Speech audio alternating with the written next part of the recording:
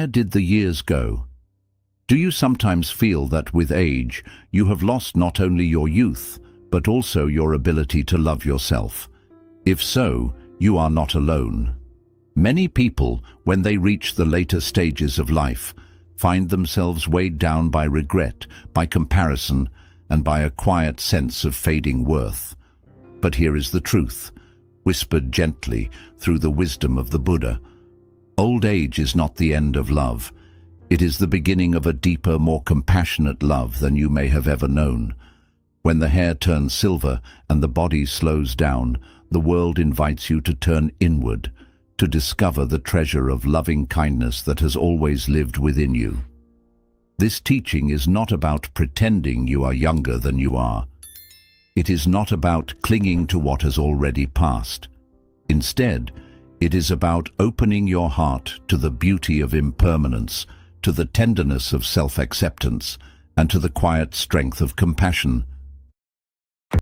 In this video, we will explore 6 steps rooted in Buddhist wisdom.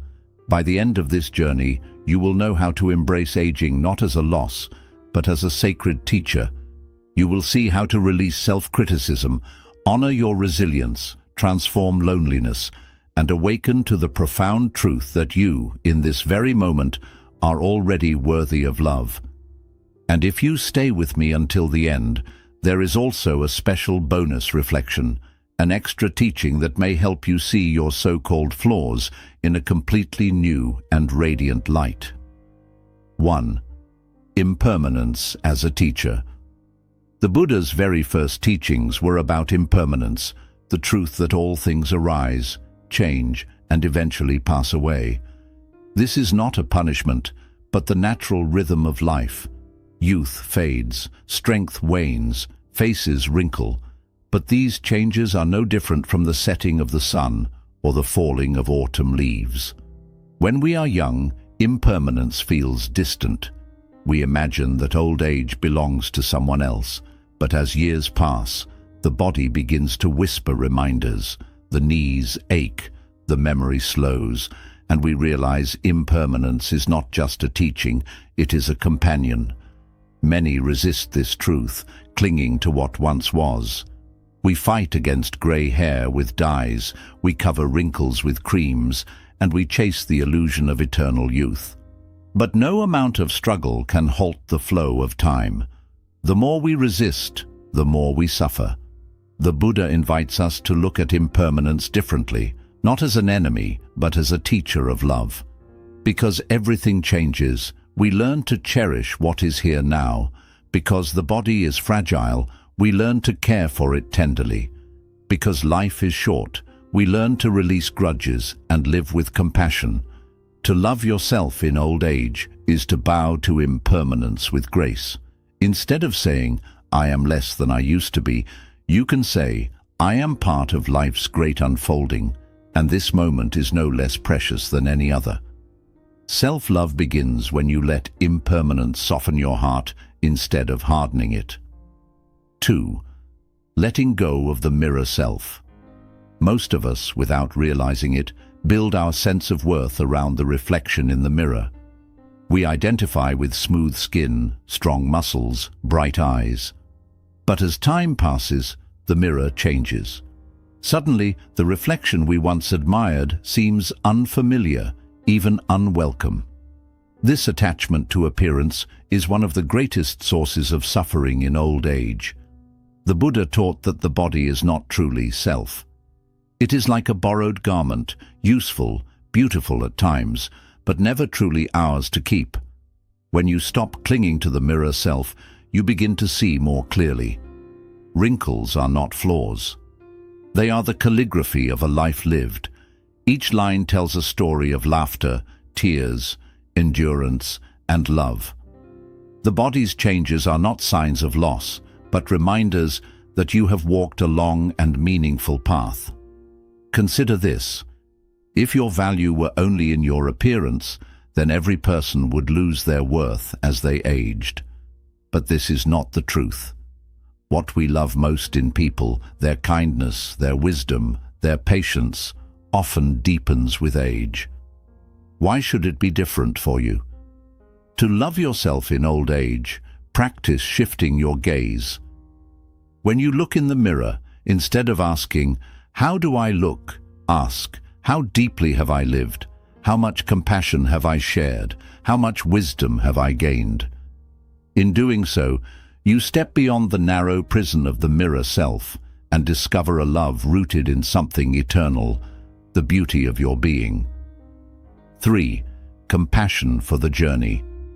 Pause for a moment and think of all you have endured in this lifetime, the illnesses you recovered from, the heartbreaks that once seemed unbearable but eventually softened into wisdom, the countless nights you stayed awake worrying for loved ones, the disappointments you faced, the mistakes you made, and the courage it took to rise again each time.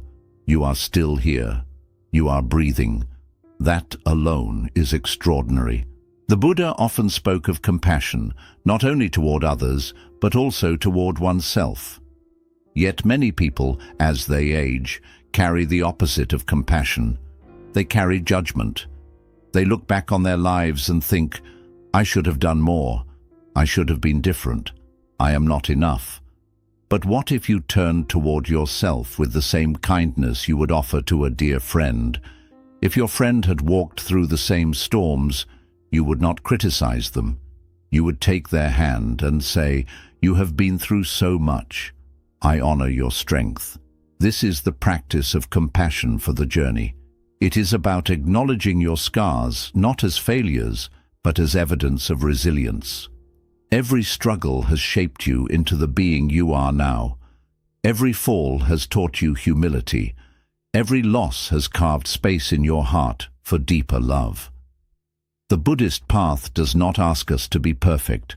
It asks us to be awake, to see clearly the whole of our journey, both the shadows and the light.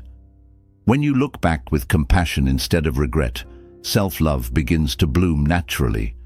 So tonight, when you are alone, place your hand gently on your heart. Whisper to yourself, "I have lived, I have learned, I have endured, I am worthy of love." This simple act plants a seed of compassion that can blossom at any age. 4. The practice of gentle speech. Words are powerful. They can heal or they can wound. They can soothe or they can harden. The Buddha taught that right speech is one of the steps on the noble path, not only in how we speak to others, but also in how we speak to ourselves. Notice the words you use in your inner dialogue. Many older people, without realizing it, repeat harsh phrases. "I am too old. I am useless. My best days are behind me." These words sink deep into the heart, shaping how you see yourself. Over time, they create a prison of negativity. But what if you replace these phrases with gentle speech? What if instead of saying, "I am too old," you said, "I am seasoned with wisdom"? Instead of, "My body is weak," you said, "My body has carried me through so much, and I honor it." Instead of, "My best days are over," you said, "This moment is a gift, and I choose to cherish it." Gentle speech is not about denying reality. It is not about pretending you are young again. It is about choosing words that nurture love instead of despair. Just as a plant grows stronger when watered with care, your heart grows lighter when nourished with kind words. You can practice this daily. Each morning before you rise, speak one gentle sentence to yourself. "May I be at ease. May I be kind to myself today." Each evening before you sleep, remind yourself, "I am enough, just as I am." Over time, these words become natural. They dissolve old habits of self-criticism and replace them with self-love. Remember, the way you speak to yourself is the way you shape your inner world. Speak gently, and your heart will respond with peace. 5. Embracing solitude as a friend. For many, the later years of life bring more solitude. Children grow up and leave. Friends move away or pass on. The busy routines of work fade into quieter days. At first, this change can feel like a heavy weight, a reminder of loss. Loneliness creeps in, whispering that you are forgotten, that you are no longer needed. But Buddhism teaches us that solitude and loneliness are not the same. Loneliness is the feeling of being incomplete, as if something is missing. Solitude, on the other hand, is the gentle recognition that in this very moment you are whole. The Buddha himself spent long periods in solitude. He sat beneath trees, walked alone in forests, and meditated in silence. He discovered that in solitude we can hear the deepest truths of our own heart. To love yourself in old age, begin to transform loneliness into companionship with yourself. Instead of filling the silence with distraction, sit quietly with your breath. Feel the air enter and leave your body. Notice how each breath carries you moment after moment. In this stillness, you meet the companion who has always been with you, your own awareness. Solitude can become a teacher. It shows you that you do not need constant validation from the outside world to feel complete. You begin to see that your worth is not measured by how many people surround you, but by the depth of your presence in this moment. Practical steps can help. Dedicate time each day to be with yourself, not out of obligation, but as an act of love. Light a candle, sit quietly, and simply breathe, or walk slowly in nature, noticing the trees, the sky, the earth beneath your feet. Instead of thinking, "I am alone," think, "I am in the company of life itself." When solitude becomes your friend, you no longer fear the empty room. You discover that you are never truly alone because awareness, breath, and the great unfolding of life are always here with you. This gentle friendship with yourself is one of the deepest forms of self-love. 6. Seeing yourself as part of all beings. There is a profound teaching in Buddhism. No self exists in isolation. We are all part of a vast, interconnected web of life. To see this clearly is to move beyond narrow self-concern into a love that includes all beings. Think about it. Your breath is given by the trees, which transform sunlight into oxygen. Your food is grown by the earth, nurtured by rain and farmers' hands. Every part of your life is woven together with countless others. You are never separate. You are the universe expressing itself as you. When you forget this truth, it is easy to fall into self-criticism. You may think, "I am small, I am unimportant, my life does not matter." But when you remember interconnection, you see that your very existence is a gift to the whole. Your smile may lift the heart of a stranger. Your patience may soothe a child. Your quiet wisdom may guide someone younger. Loving yourself in old age, then, is not selfish. It is an act of harmony. When you soften toward yourself, you naturally soften toward others. Compassion radiates outward. By caring for your own heart, you contribute to the healing of the world. You can practice this awareness through loving kindness meditation. Sit quietly and repeat, "May I be peaceful. May I be healthy. May I be at ease." Then, extend it outward. May all beings be peaceful. May all beings be healthy. May all beings be at ease. Notice how the boundary between self and others begins to dissolve. In this practice, self-love is no longer about clinging to an individual identity. It is about recognizing that you are part of the great ocean of life. A single wave may rise and fall, but it is never apart from the sea. In the same way, your life flows within the whole. When you embrace this view, aging takes on a new meaning. Your body may weaken, your days may be fewer, but your being is never separate from life itself. You are part of something vast and timeless. To love yourself, then, is to honor the whole universe reflected in you. Kintsugi for the soul. Why your flaws make you beautiful. In Japan, there is an ancient art called kintsugi. When a bowl or cup breaks, it is not thrown away. Instead, it is repaired with lacquer mixed with powdered gold. The cracks are not hidden, they are highlighted. The breakage becomes part of the story. and the vessel grows more beautiful because of its flaws. This is a powerful image for the soul, especially as we grow older. Many people look back on their lives and see only the cracks, mistakes, regrets, failures, disappointments. They think, I am broken, I am less than I once was. But Buddhism invites us to see differently. Like kintsugi, your cracks are not signs of weakness. They are the very places where your wisdom and compassion shine through. Think of the moments when life humbled you, the heartbreak that made you gentler toward others, the illness that taught you to value small joys, or the loss that revealed the depth of love.